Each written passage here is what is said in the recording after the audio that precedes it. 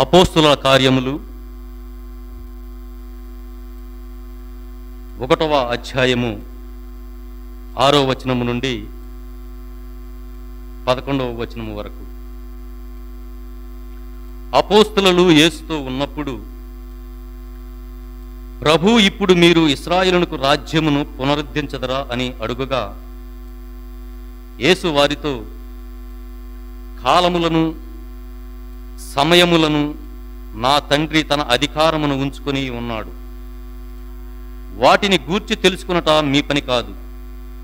అయినను పవిత్రాత్మ మీపైకి వచ్చినప్పుడు మీరు శక్తిని పొందుదురు. కనుక మీరు యెరూషలేములోను యోదయ సమరయ సీమల యందు అంతటను భూదిగంతముల వరకును నాకు సాక్షులై ఉండెదరు అని అనెను. ఈ మాటలు పలికిన పిదప వారు చూచుచుండగా ఆయన పరలోకమునకు ఎత్తబడెను. అప్పుడు వారి కన్నులకు కనపడకుండా ఒక మేఘము ఆయనను కొనిపోబడెను. ఆయన వెళ్ళుచుండగా వారు ఆకాశము వైపు తేరి చూచుచుండిరి. అప్పుడు తెల్లని దుస్తులు ధరించిన 2 మనుష్యులు వారి యొద్ద నిలిచి, గలిలీయులారా, మీరు ఎందుకు ఇంకను ఇక్కడ నిలిచి ఆకాశం వైపు చూచుచున్నారు? మీ చెంత నుండి పరలోకమునకు చేర్చుకొనబడిన ఈ యేసు ఎట్లు పరలోకమునకు పోవుట మీరు చూచితిరో అట్లే ఆయన మరలా వచ్చును అని వారితో చెప్పిరి. ఇది ప్రభువు వాక్కు. ప్రియమైన సహోదరి సహోదరులారా, ఈనాటి వాక్యం ద్వారా మనం నేర్చుకోవాల్సిన అంశాలని కొద్దిసేపు ధ్యానించుకునే ప్రయత్నం చేద్దాం. మనిషి యొక్క మరణాన్ని గురించి కొద్దిసేపు మాట్లాడుకుందాం. ఎందుకంటే గత మాసంలో మన సంఘ సభ్యులైనటువంటి 2 సభ్యుల్ని మనం కోల్పోయాం. మానవ మాత్రంగా మనకి కొంత బాధ ఉండొచ్చు, కానీ దాని గురించి దేవుడు ఏం చెప్తున్నాడంటే, కీర్తనల గ్రంథము 139వ కీర్తన 5వ వచనాన్ని మనం ఒకసారి చూసుకుందాం.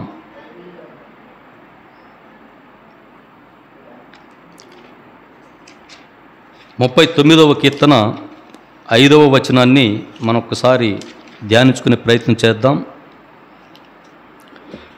మీరు మీ తల్లి గర్భమున పిండముగా ఏర్పడక ముందే భూమి మీద మీ యొక్క సమయములు, గడియలు, రోజులు నా యొక్క గ్రంథమున లిఖించబడి ఉన్నవి. మరొకసారి చెప్తూ ఉన్నాను, మీరు మాతృగర్భమున పిండముగా ఏర్పడక ముందే మీ యొక్క రోజులు, మీ యొక్క సమయాలు, మీ యొక్క గడియలు, అంటే మీరు తల్లి గర్భాన వచ్చి శిష్యునిగా జన్మించి భూమి మీద ఎన్ని రోజులు ఉండాలి అనేది పిండముగా ఏర్పడక ముందే మన రోజులు దేవుడు గ్రంథమున రాశాడు అని చెప్తూ ఉన్నాడు. ఈ యొక్క మాట ద్వారా మనం మన కుటుంబ సభ్యులు కావచ్చు, లేదా వేరే సభ్యులు కావచ్చు, ఎవరైనా సరే మరణించినప్పుడు మనం బాధపడాలా, సంతోషించాలా? మీరే చెప్పాలి. మీరే చెప్పాలి. ఆ యొక్క వచనం ద్వారా దేవుడు చెప్తూ ఉన్నాడు, మీరు పిండంగా ఏర్పడక ముందే మీరు ఎప్పుడు చనిపోతారో నేను ముందుగానే సమయం డిసైడ్ చేశాను. మీరు ఏడ్చినా, కన్నీరు కార్చినా ఎలాంటి ఉపయోగం లేదు. ఎందుకంటే ప్రతి వ్యక్తి ఎప్పుడు జన్మిస్తాడో, ఎప్పుడు మరణిస్తాడో జన్మించక ముందే దేవుడు జీవగ్రంథము రాశాను అని చెప్పి దేవుడు చెప్తూ ఉన్నాడు. గత మాసంలో నేను కూడా చాలా బాధపడుతూ నేను బైబిల్ చదివేటప్పుడు నాకు ఎందుకో ఈ వచనాన్ని నాకు కంటికి కనపడేటట్టు చేశాడు. ఈ వచనం ద్వారా నేను కొంత ధైర్యం కూడా తెచ్చుకోవడం జరిగింది. కాబట్టి మరణించిన సభ్యుల కోసం వాస్తవంగా క్రైస్తవులమైన మనం మరణించారనే మాట కూడా మనం మాట్లాడటానికి వీల్లేదు. మన ప్రభు అయిన యేసుక్రీస్తు ఒకానొక సందర్భంలో లాజరు మరణించిన సందర్భంలో మరియా మార్త అంటే లాజరు యొక్క సోదరీమణులు మరియా మార్త యేసు ప్రభువు దగ్గరకు వచ్చి, ప్రభువా మీరు మా దగ్గర ఉన్నట్లయితే ఇదిగో మా లాజరు చనిపోయేవాడు కాదు అని వాళ్ళు ఒక మాట మాట్లాడారు. చనిపోయేవాడు కాదు అని మాట్లాడారు వాళ్ళు. వెంటనే ప్రభు, లాజరు చనిపోలేదు, నిద్రిస్తూ ఉన్నాడు అని చెప్పాడు. అంటే దాని అర్థం చనిపోయిన దానికి నిద్రించడానికి చాలా వ్యత్యాసం ఉంది. అందుకే ప్రభు మరణించాడు చనిపోయాడంటే ఒప్పుకోలా, నిద్రిస్తున్నాడని చెప్పాడు. అంటే నిద్రిస్తున్నాడంటే మనం ఆలోచించాలి, మళ్ళా లెగస్తారా లెగవరా అనేది మనం ఆలోచన చేయాలి. భౌతికంగా మనం నిద్రపోతే 1 గంట 2 గంటలు నిద్రపోతే మళ్ళీ ఏ విధంగా అయితే లేస్తామో అలాగే శరీరాన్ని వదిలిపెట్టిన ఆత్మ నిద్రించినప్పుడు దేవుని యందు మృతి చెందితే దేవుని దగ్గర మళ్ళా నిద్ర లేస్తాడు అని చెప్పి యేసు ప్రభు స్వచ్ఛందంగా మాట్లాడిన మాటలు. మీలో ఎంతమందికి ఉంది చనిపోయిన వాళ్ళు మళ్ళీ లెగస్తారని? నమ్మకం ఉన్న వాళ్ళు చేయొత్తండి. చనిపోయిన వాళ్ళు లెగస్తారా లెగవరా? అంటే మీకు నమ్మకం లేదా లెగస్తారని? లెగస్తారా లెగవరా? నమ్మకం ఉందా లేదా చెప్పండి, ముందుకెళ్దాం.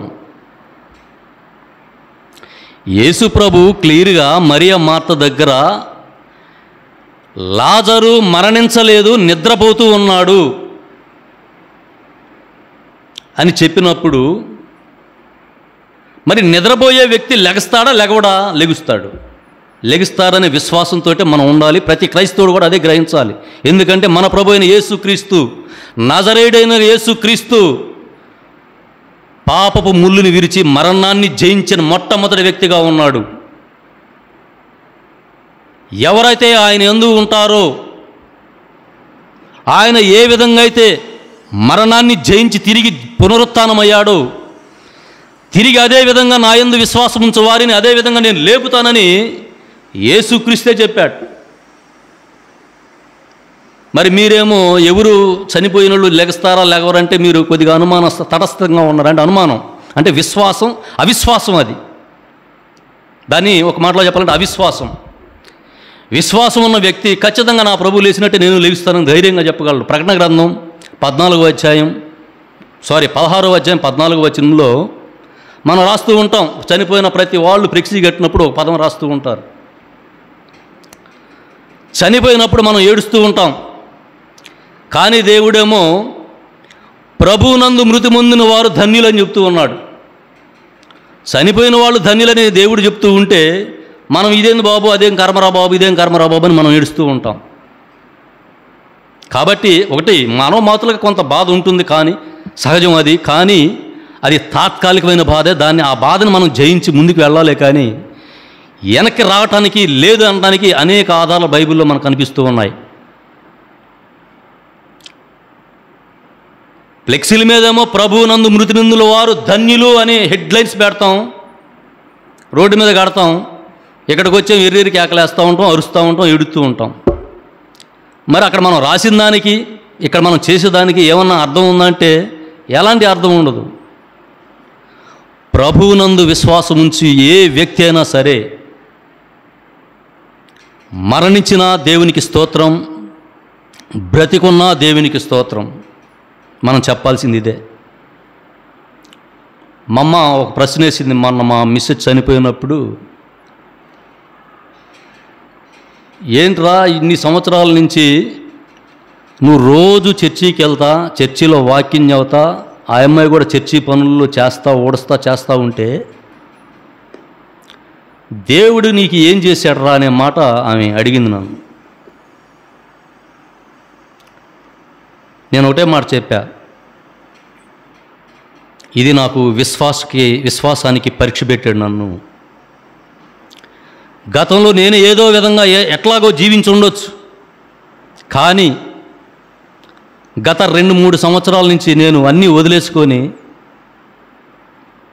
దేవుని యొక్క మార్గంలో నడవడానికి ప్రయత్నిస్తూ ఉన్నా. అంటే పూర్తిగా నడుస్తున్నానని చెప్పలేను, కానీ ప్రయత్నం అయితే చేస్తూ ఉన్నా. ఆ ప్రయత్నంలో నాకు ఇది జరగటం కొంత బాధాకరమైన విషయమే, కానీ నేను దేవుని యొక్క మాట ద్వారా నేను బాధపడాల్సిన అవసరం లేదని నేను గుండె నిబ్రాన్ని చేసుకొని, వాస్తవంగా ఆ తర్వాత వారమే నేను వాక్యం చదవదాం అనుకుని రెడీ అయ్యాను. ఈలోపు మరొకరు మరణించడం, తద్వారా వాయిదా పడతా వచ్చింది. మమ్మ అడిగిన మాటకి ఇది నాకు విశ్వాస పరీక్ష. నేను కూడా నీలాగే ఆలోచించి, అరే దేవుడికి నేను ఇంత చేస్తే దేవుడు నాకు అన్యాయం చేశాడు అనేది ఒక సాతానుడి యొక్క శోధన. అది నేను కూడా అదే అనుకుంటే ఈ మందిరంలోకి నేను అడుగుపెట్టేవాడిని కాదు, ఈరోజు మీకు నేను దేవుని మాటలు చెప్పేవాడిని కాదు. ఆ సాతాను యొక్క దారిలోకి వెళ్ళిపోయేవాడిని. ఇంకా కుగ్గి కృషించి నశించిపోయేటట్లు నన్ను కూడా చేసిద్దనే నమ్మకం నాకు తెలుసు. కాబట్టి నేను ఆ దారిని ఎంచుకోకుండా కష్టమైన నష్టమైనా నాకు ఇది విశ్వాస బల పరీక్ష పెట్టాడు. ఎలాగైనా సరే విశ్వాసంలో ఇంకా బలపడాలి, విశ్వాసాన్ని నన్ను పెంపొందించమని నేను ప్రార్థన చేశాను. శిష్యులు కూడా అదే ప్రార్థన చేశారు. మీకేం కావాలని శిష్యుల్ని యేసుక్రీస్తు ప్రభులు వారు అడిగినప్పుడు, ఏమి వద్దు ప్రభువా, మీ అందు విశ్వాసాన్ని మీ అందు విశ్వాసం పెంపొందించు, మాకు చాలు, అదే చాలు అని చెప్పి మాకు విశ్వాసం ఉండేటట్లు చేయమని అడిగారు వాళ్ళు. ఈ సమయంలో గుండె నిబ్బరాన్ని చేసుకొని అనేక వచనాలు నేను చూశాను. ఈ నెల రోజుల నుంచి కూడా కనీసం మరణం గురించి నేను అసలు ఏం చెప్తూ ఉన్నాడో దేవుడని చూసుకుంటూ ఉంటే, అసలు మరణించిన వ్యక్తుల కోసం మనం బాధపడాల్సిన అవసరమే లేదు, అసలు జీవించున్నందుకే ఏడవాలని చెప్పి దేవుడు చెప్తూ ఉన్నాడు. మరణించిన వ్యక్తి ఎలాంటి పాపం చేయటానికి అవకాశమే లేదు, కానీ జీవించి ఉన్న మనమే అనేకమైన పాపాలు చేస్తూ ఉన్నాం. అంటే ఇప్పుడు దేవుడికి దగ్గరగా ఎవరున్నారు? చనిపోయిన వ్యక్తులు దగ్గరగా ఉన్నారు. బ్రతికున్న వ్యక్తులమైన మనమే దూరంగా ఉన్నాం దేవుడికి. అందుకే ప్రకటన గ్రంథంలో ప్రభులు వారు చెప్తూ ఉన్నాడు, యోహానికి దర్శనంలో యోహానికి చెప్తూ ఉన్నాడు, ప్రభువునందు మృతునందుల వారు ధన్యులు, రాయి నేను చెప్పినట్టు అని చెప్పి దర్శన గ్రంథంలో రాపిస్తూ ఉన్నాడు యోహాను చేత. అలాగే విశ్వాసానికి మూల పురుషులుగా మనం చూసుకుంటే మన బైబిల్లో కూడా అబ్రహాం తీసుకోండి. విశ్వాసానికి మూల పురుషుడు, నీతిమంతుడు, దేవుని యొక్క స్నేహితుడిగా పిలువబడ్డవాడు. అతనికి 70 సంవత్సరముల సమయంలో దేవుడు అతనికి ఒక ప్రకటన చేశాడు, ఒక వాగ్దానం చేశాడు. ఇదిగో అబ్రామా, నీకు నేను ఒక సంతానాన్ని ఇస్తాను, ఆ యొక్క సంతానం ద్వారా నీ కుటుంబం విస్తరిల్లుతుంది, సముద్రం రేణువులే విస్తరిల్లుతుందని ఒక వాగ్దానం చేసి, దేవుడు ఆ వాగ్దానం చేసినప్పుడు అబ్రహాంకి 70 సంవత్సరముల వయసులో ఈ వాగ్దానం జరిగితే అబ్రహాం విశ్వసించాడు, నమ్మాడు. ఇస్తాడు కదా, ఇస్తాడు అని అదే నమ్మకంతో 30 సంవత్సరాలు ఎదురు చూశాడు. 30 సంవత్సరాలు దేవుడు చెప్పిన మాట కోసం ఎదురు చూశాడంటే అతని యొక్క విశ్వాసం ఎలాంటిదో మనం గుర్తెరగాలి. అదే మనమైతే ఇప్పుడు ప్రార్థన చేయగానే తెల్లారపడి జరిగిపోవాలి, లేదంటే మాకు ఈ దేవుడు వద్దు అనే పరిస్థితుల్లో మనం ఉన్నాం. కానీ అబ్రహాముకు 30 సంవత్సరాలు ఒక సంతానం ఇస్తానని దేవుడు వాగ్దానం చేస్తే 30 సంవత్సరాలు ఆయన ఎదురు చూసి 100వ సంవత్సరంలో ఆయనకు ఒక కుమారుణ్ణి దేవుడు కలిగించేటట్లు చేశాడు. ఆయన పేరు ఇసాక్. ఇంతవరకు బాగానే ఉంది. ఇప్పుడే అబ్రహాంకి అసలైన విశ్వాస పరీక్ష స్టార్ట్ అయింది. కుమారుణ్ణి ఇచ్చాడనే సంతోష దినాల్లో ఉంటూ ఉండగా ఉండి ఇదిగో అబ్రహామా, నేనిచ్చిన కుమారుణ్ణి నాకు బలిగా అర్పించు. చూడండి, అసలు దేవుడు మనిషిని ఏ విధంగా టెస్ట్ చేస్తాడో ఒకసారి మనం గమనించాలి. ఆ అబ్రహాము పరిస్థితుల్లో, అదే సన్నివేశంలో, అదే స్థితిలో మనం ఉంటే మన యొక్క ప్రవర్తన ఎలా ఉంటుంది? తప్పిపోతాం మనం. ఇదేంటి ప్రభువా, లేక లేక ఇచ్చి మళ్ళీ నీకే ఇవ్వమంటున్నావు, ఇది ఎలా కుదిరిద్ది, అది ఎలా కుదిరిద్ది అని మనం తప్పిపోతాం. అందుకే మన జీవితాలు ఎలా ఉన్నాయి. కానీ అబ్రహాము అలా చేయలా. దేవుడు ఎప్పుడైతే అడిగాడో బలివ్వటానికి సిద్ధపడి వెళ్ళినప్పుడు మళ్ళా ఆ దేవదేవత అడ్డపడి విశ్వాసంలో గెలిచావని చెప్పి అబ్రహామునికి స్నేహితుడిగా అని చెప్పి దేవుడు నా స్నేహితుడని ఎవరిని అనలా, అబ్రహాముని మాత్రమే. ఇది అబ్రహాము నా స్నేహితుడు, నా ఫ్రెండ్ అన్నాడు అంతే. అంటే ఫ్రెండ్ అన్నాడంటే అబ్రహాముని ఎంత ప్రేమించాడో దేవుడు మనం అర్థం చేసుకోవాలి. దేవుడు మనందరం ప్రేమిస్తాం, అది వేరే విషయం. దేవుడే మనల్ని ప్రేమించడమే గొప్ప విషయం. దేవుడిని ఎవరైనా ప్రేమిస్తారు, కానీ దేవుడే మనల్ని ప్రేమించడమే చాలా గొప్ప విషయం.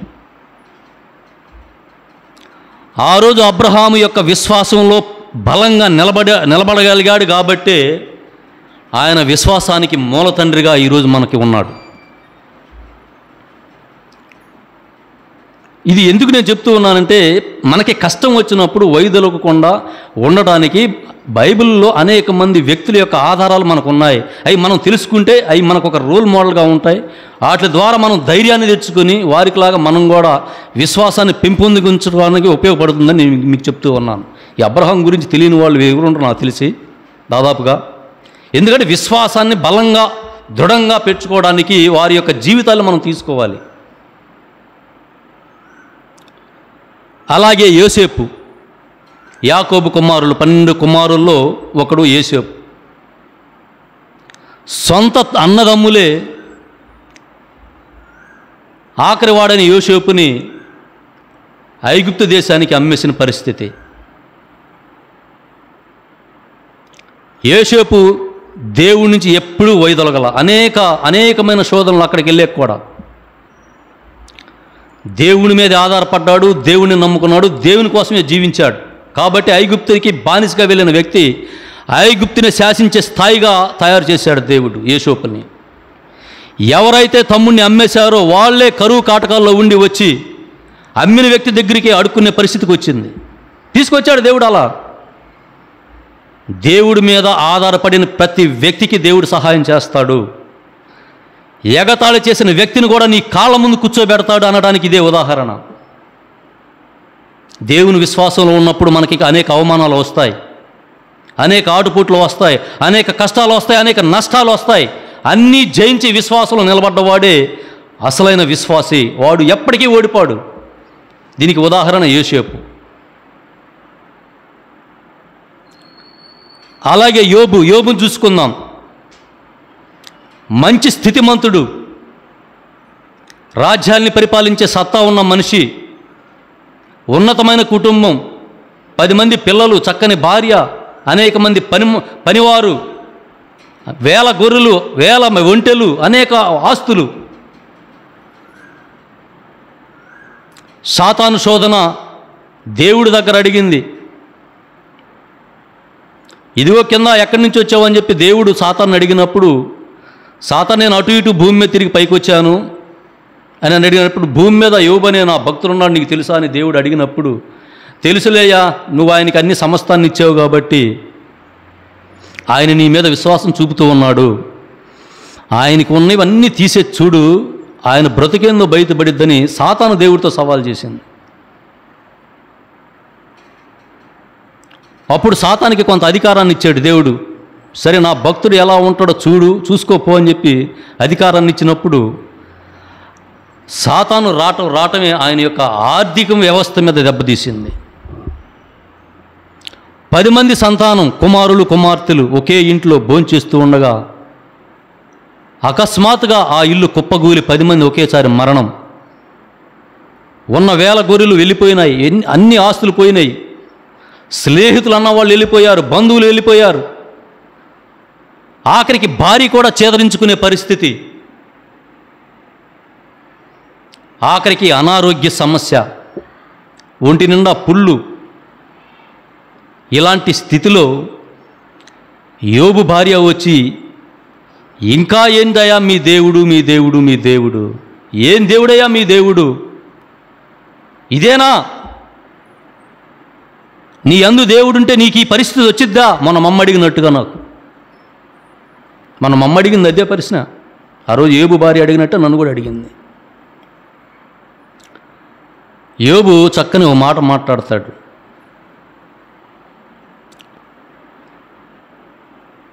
నేను ఏ విధంగా జీవించానో, ఏ విధంగా వచ్చానో, అసలు మాతృ గర్భం నుండి నేను బయటకు వచ్చినప్పుడు ఎలా ఉన్నానో ఇప్పుడు కూడా అలాగే ఉన్నా, ఇలాగే వెళ్ళిపోతా. నాకు ఎలాంటి బాధ లేదు. నేను మాతృగర్భమున ఏ విధంగా అయితే బట్టలు లేకుండా బయటికి వచ్చానో ఇప్పుడు కూడా అదే బట్టలు లేకుండా కురుపులతో పుండ్లతో రసి కారుకుంటూ బాధపడుతూ ఉన్న సమయంలో యోబు మాట్లాడుతున్న మాటలు.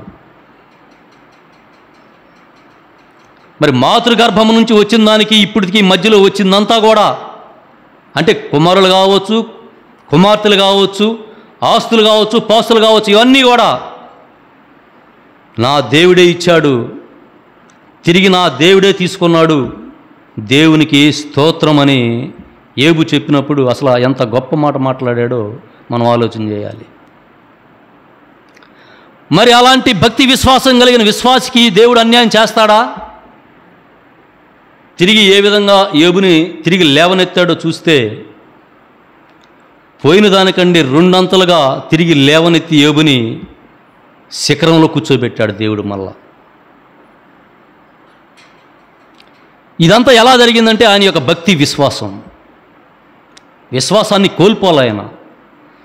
మాతృగర్భము నుండి నేను ఏ విధంగా వచ్చానో ఆ విధంగానే వెళ్తా, ఈ మధ్యలో వచ్చిందంతా దేవుడే ఇచ్చాడు, దేవుడే తీసుకున్నాడు అని దేవుడి మీద ఎప్పుడైతే ఆధారపడ్డాడో ఆ దేవుడు చాలా సంతోషించి రెట్టింపు పోయిన దాన్ని రెట్టింపుగా కుమారుల్ని కుమార్తెల్ని ఆస్తుల్ని పాస్తుల్ని రెట్టింపుగా ఇచ్చి యోబుని దేవుడు గణపరిచినట్టుగా ఈ లేఖనం మనకి కనిపిస్తూ ఉంటాయి యోబు గ్రంథంలో. ఇవన్నీ మనం ఉదాహరణగా తీసుకొని మనం కూడా విశ్వాసంలోకి ముందుకు వెళ్ళాలి, కానీ విశ్వాసంలోకి వెనక్కి రాకూడదనేదే ఇవన్నీ మనకి బైబిల్లో రోల్ మోడల్గా అనేక మంది వ్యక్తులు మనకు కనిపిస్తూ ఉన్నారు. పోతే ఈరోజు మనం చదువుకున్న పట్టణంలోకి మనం వెళ్ళి ఒక 10 నిమిషాలు ధ్యానించుకునే ప్రయత్నం చేద్దాం. ఇది కూడా దీని గురించే మాట్లాడుతూ ఉంటాడు. యేసు క్రీస్తు మరణించి మళ్ళీ సజీవునిగా లేచిన తర్వాత ఆయన యొక్క శిష్యులైన అపోస్తులతో 40 దినాలు భూమి మీద నివసించి తండ్రి దగ్గరికి ఆయన ఆరోహణం అయ్యే ముందు మాట్లాడిన మాటలు ఈరోజు మనం చదువుకున్న పట్టణం. ఆ ఆరోహణం అయ్యేటప్పుడు యేసుక్రీస్తుని అపోస్తులు అడుగుతూ ఉన్నారు ఒక మాట. అపోస్తులు యేసుతో ఉన్నప్పుడు, ప్రభువా, మీరు ఇప్పుడు ఇశ్రాయేలునకు రాజ్యమును పునరుద్ధరించెదరా అని అడుగుగా, యేసు వారితో, కాలములు సమయములు నా తండ్రి తన అధికారమును ఉంచుకొని ఉన్నాడు, వాటిని గూర్చి తెలుసుకున్నట మీ పని కాదు. ఒక మాట చెప్పాడు. దీని గురించి మనం ధ్యానించుకుంటే కొంతమంది ఈ రోజుల్లో అనేకమైన రకరకాల బోధనలు, ఇదిగో ఒక 70 సంవత్సరాలు రాకడ వచ్చేస్తున్నాడు, ఒక 100 సంవత్సరాలు యేసుక్రీస్తు వచ్చేసాడు, ఇంక దగ్గరికి వచ్చేసాడు, ఇంక రాబోతున్నాడు అని అనేక రకాల బోధనలు మనకు వినిపిస్తూ ఉన్నాయి. కానీ ఆయన ఎప్పుడు వస్తాడో ఎవరు తెలియదు. కానీ ఇక్కడ యేసుక్రీస్తు చెబుతున్నాడు, మరల ఎప్పుడు వచ్చేది ఆ కాలాలు సమయాలు తండ్రికి తప్ప నాకు కూడా తెలియదురా బాబు అని శిష్యులతో చెబుతూ ఉన్నాడు. మరి చెప్పే పాస్టర్లకి బోధలకి ఎలా తెలుసో మరి మనకైతే తెలియదు, కానీ ఆ దేవుడికి వదిలేద్దాం. ఇక్కడ ప్రభు యేసుక్రీస్తు చెప్తూ ఉన్నాడు, కాలములు సమయములు నా తండ్రి తన అధికారమును ఉంచుకొని ఉన్నాడు, వాటిని గురించి మీకు తెలుసుకున్నట్టు మీ పని కాదు.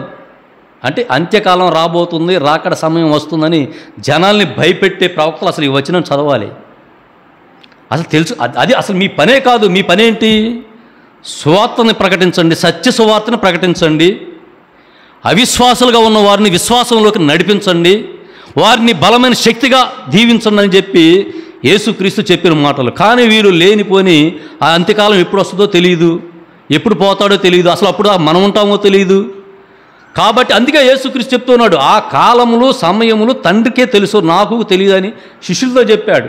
అయినా కూడా దాని గురించి మీ పని తెలుసుకోవడం మీ పని కాదని చెప్పి ఇక్కడ దేవుడు చెప్తే, ఇదిగో వచ్చేస్తుంది అదిగో వచ్చేస్తుంది అనే కొన్ని బోధనలు మనకి వినిపిస్తూ ఉన్నాయి. కాబట్టి రాకడ సమయం ఎప్పుడు వస్తుందా ఎప్పుడు అదా అది మనకు అనవసరం.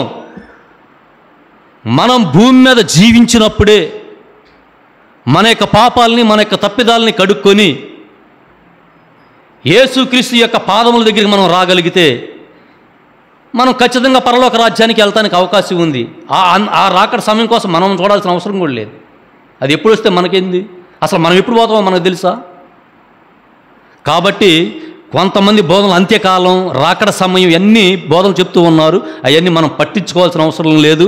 అది కూడా నేను చెప్పిన మాట కాదు, అది స్వయంగా యేసుక్రీస్తు చెప్తున్న మాట. ఆ కాలము, ఆ సమయము తన తండ్రి దగ్గర ఉంది. దాన్ని తెలుసుకునే అధికారం నాకు లేదు. అసలు అది మీ పని కాదు అని శిష్యులతో చెప్తున్న మాట అది. ఇది ఎప్పుడు చెప్తున్నాడు ఆయన? చనిపోయి లేచి 40 రోజులు శిష్యులతో గడిపి పరలోకానికి తండ్రి దగ్గరికి వెళ్ళే ముందు చెప్పిన మాట ఇది. అవన్నీ మీకు అనవసరం, కానీ మీ పైకి పవిత్రాత్మ, పరిశుద్ధాత్మ దేవుడు మీ పైకి వస్తాడు. అప్పుడు మీరు మహాశక్తిని పొందుతారు. మీరు యెరూషలేము, యూదయ, సమరయ, సీమల ఎందంతటా కూడా భూ దిగంతముల వరకు నాకు సాక్షులై ఉంటారని అపోస్తులతో చెప్పారు యేసుక్రీస్తు. భూ దిగంతముల వరకు నాకు సాక్షులై ఉండెదరు. ఇదంతా జరిగింది ఎక్కడ? యేసుక్రీస్తు ఎక్కడ చనిపోయాడు? యెరూషలేం ప్రాంతంలో. తిరిగి లేచింది కూడా అక్కడే, ఆరోహణం అయింది కూడా అక్కడే, శిష్యులకి ఈ మాట చెప్పింది కూడా అక్కడే. మరి అక్కాయపాలెం వాక్యం ఎలా వచ్చిందంటారు? చెప్పాలి. ఎక్కడో యెరూషలేములో జీవించాడు, యెరూషలేములో మరణించాడు, యెరూషలేములో తిరిగి లేచాడు, యెరూషలేములోనే పరలోకానికి వెళ్ళిపోయాడు.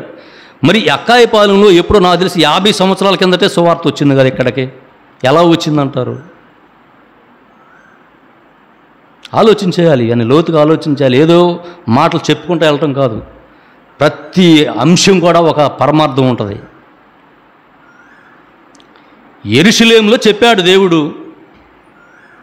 ఈరోజు అక్కాయపాలెంలో సువార్త వినపడతా ఉంది.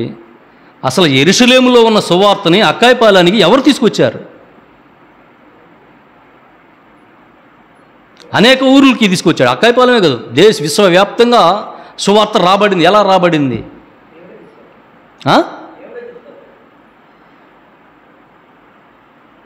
దేవుడు తీసుకొస్తాడంటే దేవుడు డైరెక్ట్గా తీసుకురావడానికి లేదు కదా అవకాశం. ఆయన ఏం చెప్పాడు? నేను వెళ్ళిపోతున్న తండ్రి దగ్గరికి.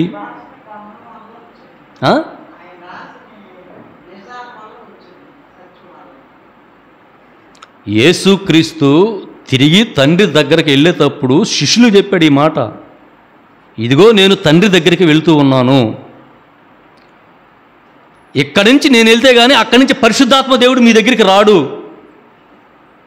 అర్థం చేసుకోండి, లోతుగా ఉంటుంది ఇది. ఇక్కడి నుంచి నేను వెళ్తేనే కానీ ఆ పరిశుద్ధాత్మ దేవుడు మీ దగ్గరకు రాడు. కాబట్టి నేను తండ్రి దగ్గరికి వెళ్ళాక మీ దగ్గరికి పరిశుద్ధాత్మ దేవుడు వస్తాడు. మీరు శక్తిని పొందుతారు.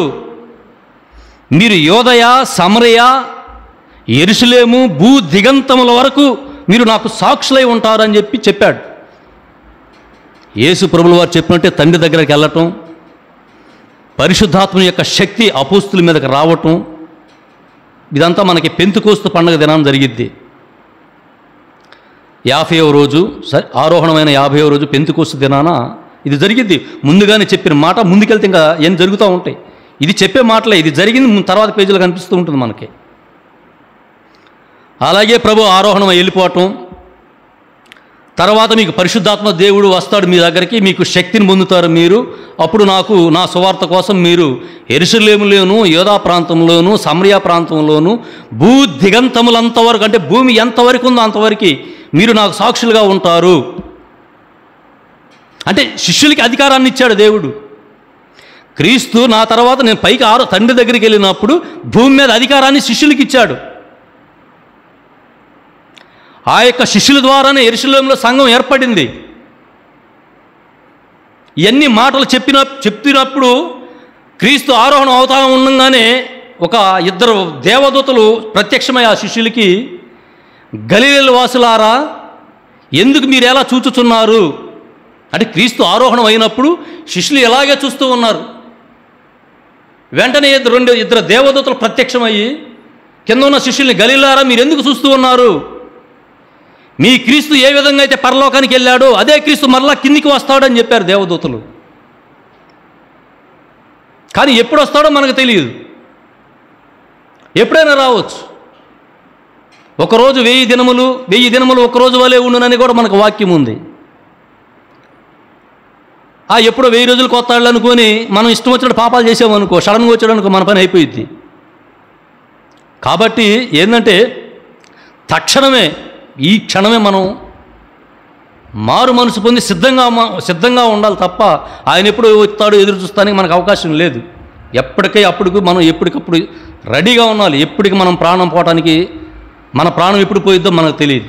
ప్రాణం పోయే లోపే మన స్థితి మారాలి, మన గతి మారాలి, విశ్వాసం బలపడాలి. అప్పుడే మనకి చనిపోయిన తర్వాత ఆత్మకి శాంతి, సమాధానం. అదే శిష్యులు చెప్తున్నాడు, ఈ సువార్త మొత్తం కూడా మీరు యెరూషలేములోను, యోదయ, సమరయ, భూదిగంతలందరి వరకు మీరు వ్యాప్తి చేయండి. మీకు సహాయంగా మీకు పవిత్రాత్మ దేవుణ్ణి, పరిశుద్ధాత్మ దేవుణ్ణి మీపైకి పంపిస్తానని చెప్పి యేసుక్రీస్తు ఆరోహణం వెళ్ళిపోయాడు. యేసుక్రీస్తు ఆరోహణమై వెళ్ళిపోయిన తర్వాత పరిశుద్ధాత్మ దేవుడు అపోస్తులపై వచ్చాడు. అపోస్తుల కార్యములు 2వ అధ్యాయంలో మనం చూసుకుంటే అపోస్తులందరూ కూడా ఒక మందిరంలో కూర్చొని ఉన్నప్పుడు, అపోస్తుల కార్యములు 2వ అధ్యాయము 3వ వచనం చూసుకుందాం. అప్పుడు అగ్ని జ్వాలలు నాలుక వలె విభాగింపబడి అక్కడ ఉన్న ఒక్కొక్కరి మీద నిల్చుట వారికి కనబడెను. అగ్ని జ్వాలలు నాలుక వలె విభాగింపబడి, అగ్ని అంటేనే పరిశుద్ధాత్మ దేవుడు వచ్చేసాడు. దేవుడు వాళ్ళ మీదకి నాలుకల వలె విభాగింపబడి ఒక్కొక్కరి మీద ఆవరించుకున్నప్పుడు వారికి ఒక శక్తి వచ్చింది. శక్తి వచ్చినప్పుడు వారు అనేక రకమైన భాషలు మాట్లాడుతూ ఉన్నారు. పెద్ద శబ్దం, గాలి శబ్దం. ఏంటి గాలి శబ్దం అని చుట్టూ ప్రదేశాల్లో నివసించే ప్రజలు మొత్తం కూడా అక్కడికి రావడం జరిగింది. వచ్చినప్పుడు ఈ అపోస్తులు మొత్తం అనేకమైన భాషలు మాట్లాడుతూ ఉన్నారు. అనేక దేశాల ప్రజలు అక్కడ నిలబడి ఉంటే వీరు మాట్లాడే భాష వారి భాషల్లో వినపడుతూ ఉంది. ఇప్పుడు నేను తెలుగు మాట్లాడాను అనుకోండి, ఇంగ్లీష్ మాట్లాడేవాడు వాడికి ఇంగ్లీష్లో తెలుగులో అర్థమవుతూ ఉంది. అది ఏంటి, ఇది అద్భుతం ఏంటి? వీరు గలీలే కదా, ఇక్కడ భాష వీళ్ళు మాట్లాడుతుంటే మన భాషల్లో మనకు అర్థమవుతుంది ఏందని చెప్పి వాళ్ళందరూ నిగ్భ్రాంతి, ఆశ్చర్యం. మరి వాళ్ళకి ఆ శక్తి ఎలా వచ్చిందంటే వారి మీద ఉన్న పరిశుద్ధాత్మ దేవుడు వాళ్ళని ఆ విధంగా తయారు చేశాడు.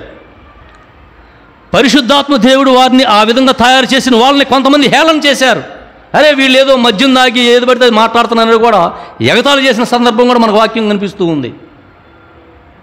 అప్పుడు పేతురు నిలబడి ఒక ప్రసంగం చెప్పాడు. ఒకే ఒక్క ప్రసంగంలోనే 3000 మంది బాప్తిస్మం.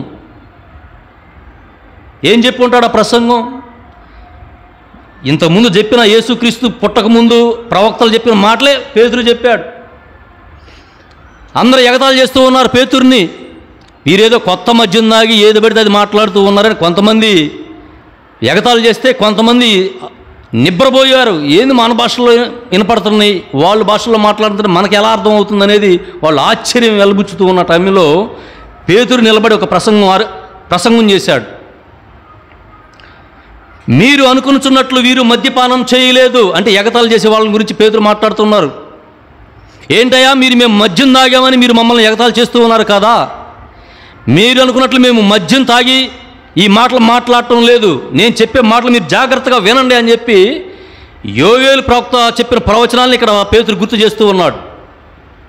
యోవేలు ప్రవక్త అంటే యేసుక్రీస్తు రాకముందు యోవేలు ప్రవక్త చెప్పిన మాటల్ని ఇక్కడ పేతురు వాళ్ళకి తెలియపరుస్తూ, అంచె దినముల యందు ఇట్లు జరుగునని దేవుడు చెప్పుచున్నాడు, మానవులందరి మీదను నా ఆత్మను కుమ్మరించెదను, మీ కుమారులు కుమార్తెలు ప్రవచించెదరు, మీ యువకులకు దర్శనములు కలుగును, మీ వృద్ధులు కలలు కనెదరు. ఇది యోవేలు ఎప్పుడో క్రీస్తు రాకముందు చెప్పిన మాట ఇప్పుడు జరుగుతుంది. క్రీస్తు వచ్చాడు, అంతిమ దినాలు వచ్చేసినాయి. అప్పుడు యోవేలు ప్రవక్త చెప్పినట్లుగానే మానవులందరి మీద నా ఆత్మ కుమ్మరించదు అని చెప్పినట్లుగానే ఆ పరిశుద్ధాత్మ యొక్క దేవుని శక్తి మాపై కుమ్మరించి ఉన్నాడు.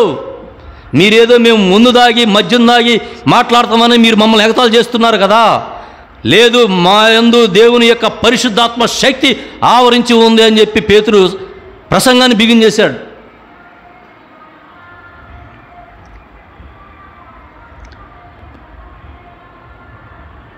ఎవరిని గురించి అయితే మీరు చెడుగా మాట్లాడి ఎవరినైతే మీరు చంపేశారో ఆయనే దేవుని కుమారుడైన నజరేయుడైన యేసు అని చెప్పేసి వీళ్ళు పరిచయం చేస్తూ ఉన్నారు. వీళ్ళు క్రీస్తు అంటే ఒప్పుకుంటారు కానీ యేసు అంటే ఒప్పుకోరు. మీరు సిలువపై చంపిన యేసునే దేవుడు ప్రభువుగాను క్రీస్తుగాను నియమించను కనుక దీనికి ఇశ్రాయేలు జనందరూ తప్పగా తెలుసుకోవాలి. మీరు ఎవరినైతే సిలువ మీద చంపారో ఆ యేసే నిజమైన దేవుని కుమారుడు అని చెప్పి పేతురు ఇక్కడ వాళ్ళకి గుర్తు చేస్తూ ఉన్నాడు. మీరు ఎంత తప్పు చేశారో ఒక్కసారి ఆలోచన చేయండి. యేసుక్రీస్తు ప్రభువు వారు ఉన్నప్పుడు మీకు ఎన్నో చెప్పాడు, ఎంతో సమయం ఇచ్చాడు. అయినా కూడా మీలో ఎలాంటి హృదయ పరివర్తన లేకుండా ఆయన్ని ఒక దొంగలాగా, ఒక దుష్టుల్లాగా, ఒక శత్రువులాగా చూసి దేవుని కుమారుడైన యేసుని మీరు సిలువ మీద వేసి చంపారు. ఆ యేసే ఇప్పుడు మాకు పరిశుద్ధాత్మ దేవుడు మా మీదకు పంపించాడు అని చెప్పి మీరు నమ్మాలని చెప్పి పేతురు ప్రసంగం చేసినప్పుడు కొంతమందిలో మార్పు రావడం జరిగింది. యేసుని అంగీకరించారు కొంతమంది. అంగీకరించి అయ్యా ఇప్పుడు మేమేం చేయాలి అని వాళ్ళు అడిగినప్పుడు వెంటనే మీరు హృదయ పరివర్తనం చెంది 38వ వచనంలో చెప్తున్నాడు, మీరు హృదయ పరివర్తనం చెంది మీ పాప పరిహారమునకై ప్రతి ఒక్కడు యేసుక్రీస్తు నామమున బాప్తిస్మం పొందవలెను. ఈ వాగ్దానం మీకును మీ పిల్లలకును దూరస్తులందరికీ తండ్రి వద్దకు పిలుచు వారందరికీ చెందును. అంటే ఎప్పుడైతే ఇంతకుముందు యేసుక్రీస్తు రాకముందు ఇశ్రాయేల్ ప్రజలు మాత్రమే దేవుని పిల్లలుగా ఉండేవాళ్ళు. కానీ యేసుక్రీస్తు ఎప్పుడైతే శిలువ మరణం చెందాడో ప్రతి ఒక్కరు కూడా కులం మతం తారతమ్యాలు లేకుండా ప్రతి ఒక్కరు కూడా దేవుని బిడ్డలుగా చేర్చబడ్డారు. అదే ఇక్కడ పేతురు చెప్తూ ఉన్నాడు, ఈ వాగ్దానం మీకు అంటే అక్కడ నిలబడ్డ ఇశ్రాయేల్ ప్రజలు కావచ్చు, మీ పిల్లలకు కావచ్చు, దూరస్తులకి ప్రతి వారికి ఈ రక్షణ ఇవ్వబడింది. తక్షణమే మీరు హృదయ పరివర్తనం చెంది బాప్తిస్మం పొందాలి అని చెప్పి పేతురు ప్రసంగం చేసినప్పుడు 3000 మంది బాప్తిస్మం పొందినట్లుగా మనకి ఈ వాక్యలేఖనం కనిపిస్తూ ఉంది. చాలామంది బాప్తిస్మం తీసుకుంటూ ఉన్నాం, మనం కూడా తీసుకుంటూ ఉన్నాం. బాప్తిస్మం అంటే ఏంటో తెలియదు, అసలు ఎప్పుడు తీసుకోవాలో తెలియదు, ఎందుకు తీసుకోవాలో తెలియదు. అందరూ తీసుకున్న వాళ్ళే కదా బాప్తిస్మం. బాప్తిస్మం యొక్క విలువేంటో తెలుసా మీకు? అసలు బాప్తిస్మం తీసుకొని మనం చేసే పనులకి ఘోర పాపులుగా ఉన్నాం మనం. అసలు ఈ పాపం చేసే కంటే బాప్తిస్మం తీసుకోపోవడం మేలు. మనం ఈ విధంగా నడవడిక ఉండే విధంగా ఉండే పని అయితే అసలు బాప్తిస్మం తీసుకోకుండా ఉండడమే మేలు. బాప్తిస్మం తీసుకున్న ప్రతి వ్యక్తి కూడా తన యొక్క పాపాలని విడిచిపెట్టాలని దేవుడు చెప్తూ ఉన్నాడు. సమాధి చేసేయాలి. ఎప్పుడైతే జ్ఞాన స్నానం అనే సాంగ్యాన్ని మనం తీసుకుంటామో అప్పుడే మన పాపాల పరిహారం జరగాలంటే ఆ క్షణమే మన పాపాలను వదిలేసి ప్రభు యొక్క సిలువ కిందకు రావాలి మనం. దీని గురించి మనం తెలుసుకోవాలంటే చాలా అందరి మనసులు నొచ్చుతాయి. నేను చెప్పే విషయాలు చాలా కఠినంగా ఉంటాయి కానీ వాస్తవం అది. మనస్తత్వం కఠినంగా ఉన్నా కూడా ఏంటి ఎలా చెప్పాడు అనుకున్నా కూడా కానీ వాస్తవం అది. దేవుడు చెప్పిన వాస్తవం అది. దేవుడికి విరుద్ధంగా మనం ఎప్పుడు పాపం చేస్తూనే ఉన్నాం, ప్రతిరోజు ప్రతి క్షణం. మరి బాప్తిసం తీసుకోలేని వాడికి బాప్తిసం తీసుకున్న వాడికి తేడా ఏంటి అని మనం చూసుకుంటే ఏమీ లేదు. మనం సిలువ కిందకు వచ్చినా రానట్లే, యేసుక్రీస్తుని అంగీకరించినట్లే, సువార్తను విన్నట్లే. ఎప్పుడైతే మనకి పరిశుద్ధాత్మ దేవుడు మనందరం లేడో మనం ఎంత చేసినా కూడా అంతా కూడా వృధా. ఆ పరిశుద్ధాత్మని శక్తిని మనం పొందుకోవాలంటే దేవుడి యందు విశ్వాసంతో మనం మెలగాలి. పరిశుద్ధాత్మ శక్తి వచ్చినప్పుడు కొంతమందికి ఆశ్చర్యం కలుగుతారు. ఆ రోజు అపోస్తులు కూడా బోధించేటప్పుడు ఆశ్చర్యంగా చూశారు. అంటే పరిశుద్ధాత్మ యొక్క దేవుని యొక్క శక్తి పనులు అలా ఉంటాయి. చదువులేని వ్యక్తి కూడా ప్రవచిస్తూ ఉంటాడు, చదువులేని వ్యక్తి కూడా పాటలు పాడుతూ ఉంటాడు. వారి యొక్క మాటల్ని చూస్తే వీడు ఎంత చదువుకున్నాడో, ఎంత జ్ఞానం అని మనం అనుకుంటాం. కానీ వాడికి ఏమీ ఉండదు. పరిశుద్ధాత్మని యొక్క శక్తి వాడిని అలా నడిపిస్తుంది.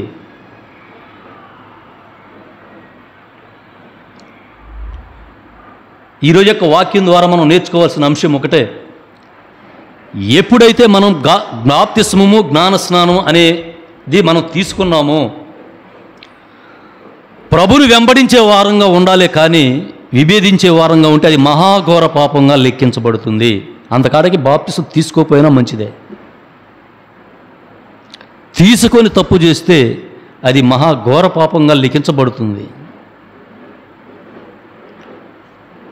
కాబట్టి ఈ యొక్క మాటల ద్వారా గతంలో మనం అనేక పాపాలు చేసి ఉండొచ్చు, అనేక దుష్ట కార్యాలు చేసి ఉండొచ్చు. ఈ రోజు నుంచైనా సరే మన యొక్క దుష్టత్వాన్ని, మన యొక్క పాపాలని కడిగివేయమని, ఆ పరిశుద్ధాత్మని మనలో నింపమని మన ప్రభువైన యేసు క్రీస్తు ద్వారా తండ్రి దేవుడిని ప్రార్థన చేసుకుందాం. ప్రార్థన.